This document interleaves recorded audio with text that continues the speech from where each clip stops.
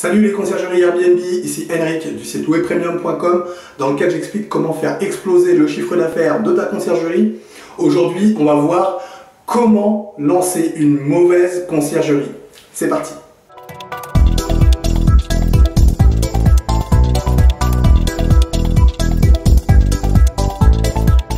Alors juste avant de commencer, je t'invite à cliquer sur le bouton s'abonner qui se trouve juste en dessous et à activer les notifications afin d'être informé de toutes mes prochaines vidéos sur la conciergerie Airbnb.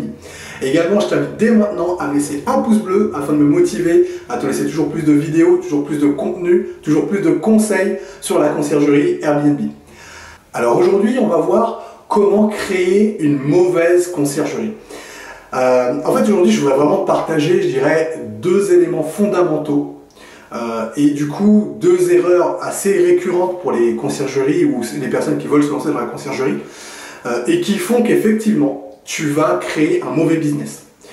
En fait, ce que je vais te décrire, c'est une situation qu'on croise assez régulièrement et qui permet effectivement de créer une conciergerie, de lancer un business qui va générer du profit au début. Ça, c'est une certitude.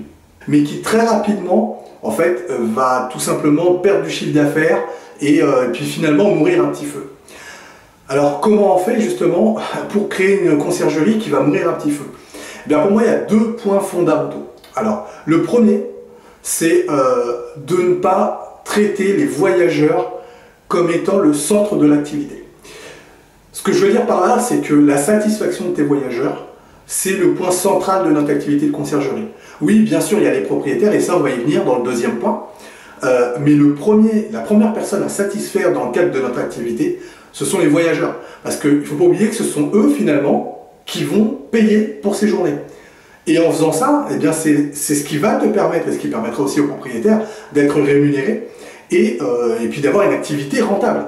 Donc c'est très clair que le voyageur, de par son positionnement et le fait que c'est lui qui sort le chéquier ou le porte-monnaie, eh bien c'est la première personne qu'on doit satisfaire. C'est la première personne qu'on doit chouchouter. Alors bien évidemment, on n'est pas là pour le faire n'importe comment et en ayant des dépenses complètement folles, parce que là du coup il n'y aurait pas d'optimisation, mais c'est clair que la satisfaction du voyageur doit être au centre. Ça, par quoi ça va se traduire de manière concrète sur le terrain? C'est offrir un logement qui soit impeccable. Que ce soit dans l'entretien de l'appartement, que ce soit dans le nettoyage, que ce soit dans la qualité de service qu'on va lui fournir, dans la qualité de la relation qu'on aura avec lui. Est-ce qu'on communique régulièrement avec notre voyageur? Est-ce que notre communication elle est fluide avec lui? Est-ce que le voyageur s'est senti en sécurité quand il reçoit les messages qu'on lui envoie? Est-ce qu'il comprend que ça va être simple pour rentrer dans le logement? Est-ce qu'il comprend qu'il va passer un bon séjour?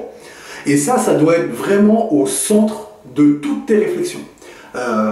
Parce que, voilà, encore une fois, c'est le voyageur qui va sortir le porte-monnaie pour finalement rémunérer l'ensemble des acteurs. Donc c'est important, et même primordial, de le mettre au centre de toutes tes réflexions et de toutes les actions que tu vas mener concernant les logements que tu gères.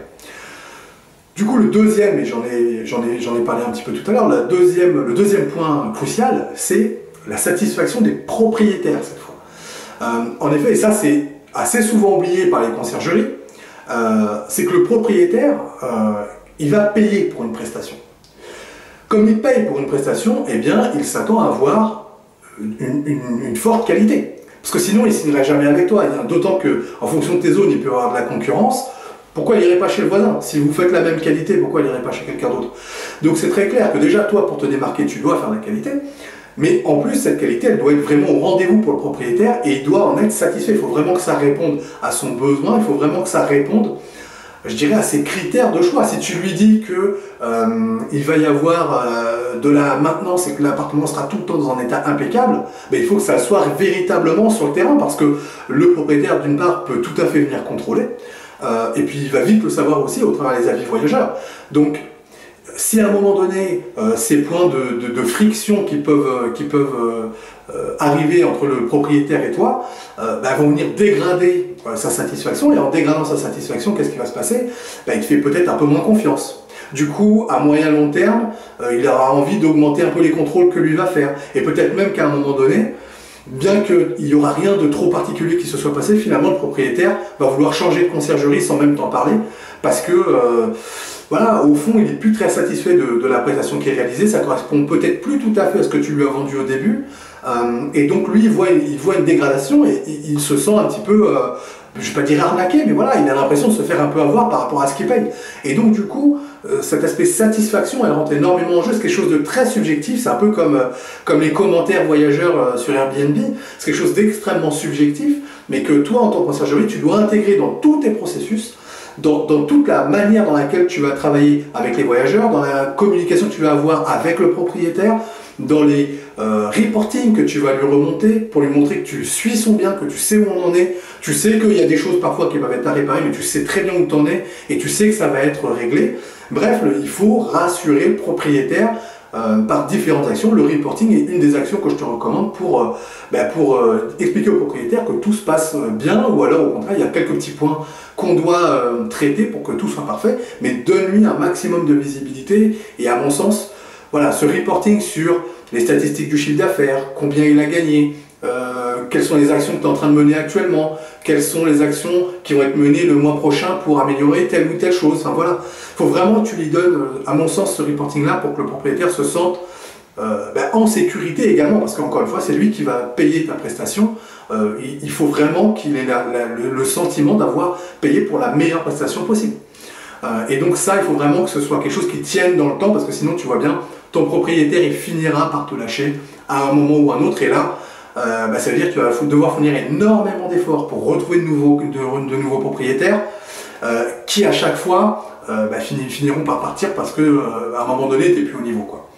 Donc vraiment, mets ces deux aspects-là au centre de tes préoccupations, la satisfaction des voyageurs, la satisfaction des propriétaires. Je te remercie d'avoir regardé cette vidéo jusqu'au bout. Si toi aussi tu veux créer ta conciergerie ou que tu viens de créer ta conciergerie, eh bien tu peux télécharger mon pack qui te permet de créer un business plan qui cartonne. Pour ça, tu déroules là juste en dessous de la vidéo, il y a un lien, tu cliques, tu me laisses ton prénom, ta meilleure adresse mail, je t'envoie tout ça automatiquement chez toi. Alors ce pack, qu'est-ce qu'il contient? Eh bien il contient un document Word qui est la formalisation de ton business plan. Donc c'est un document qui est pré-rempli, tu n'as plus qu'à compléter avec tes éléments. Également, tu trouveras un fichier Excel qui est la prévision financière sur les 3 prochaines années de ta conciergerie. Enfin, tu trouveras un guide PDF qui t'explique étape par étape, pas à pas, ce que tu dois remplir et quel type d'études tu vas devoir mener pour compléter ton business plan. Bon, le mieux, c'est que je te laisse cliquer sur le lien qui se trouve juste en dessous et je te retrouve tout de suite de l'autre côté.